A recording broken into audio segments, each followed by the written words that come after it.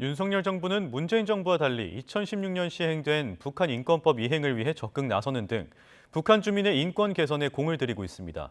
전문가들은 북한이 여성이나 아동, 장애인 권리 등에선 상대적으로 협조적인 자세를 취하고 있다며 이런 분야부터 접근하는 전략이 필요하다고 조언합니다. 홍주혜 기자입니다.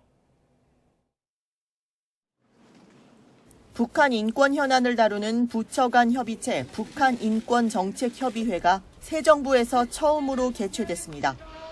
문재인 정부 때인 재작년 5월 이후 열리지 않다가 2년 3개월 만에 재가동된 겁니다. 협의회는 정부의 북한 인권 정책 추진을 점검하면서 북한 인권 현황 보고서 작성 방향도 논의했습니다. 특히 북한 인권 문제는 민족의 일원인 북한 주민들의 어떤 문제이기도 하고 인권법 2조, 북한 인권법 2조에도 있듯이 우리 정부의 기본적인 책무이기도 합니다. 정부는 지난달 5년간 공석이었던 북한인권 국제협력대사도 임명했습니다. 아울러 북한인권법 이행의 핵심 기구인 북한인권재단 설립에도 박차를 가하는 중입니다.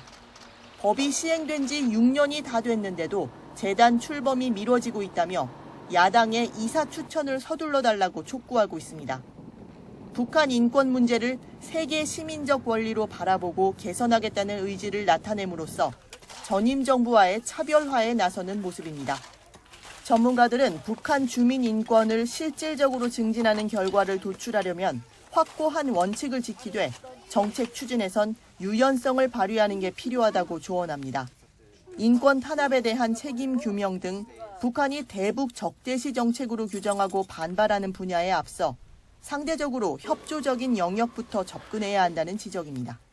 또 북한의 수용성이 좀 상대적으로 높은 문제들을 좀 우선적으로 추진하는 게 필요하지 않을까 싶어요. 모멘텀을 좀 만든 다음에 다른 자유권 영역으로 조금씩 점진적으로 확대해가는 정책을 피해야 되지 않을까 이제 그런 생각을 해봅니다. 이런 가운데 엘리자베스 살몬 신임 유엔 북한인권 특별보고관이 취임 이후 처음으로 한국을 찾습니다. 살몬 보고관은 방한 기간 중 정부 부처 인사와 시민사회, 탈북민 등을 만나고 북한 인권 상황을 조사 연구해 오는 10월 유엔 총회에 보고서를 제출할 예정입니다. YTN 홍주혜입니다.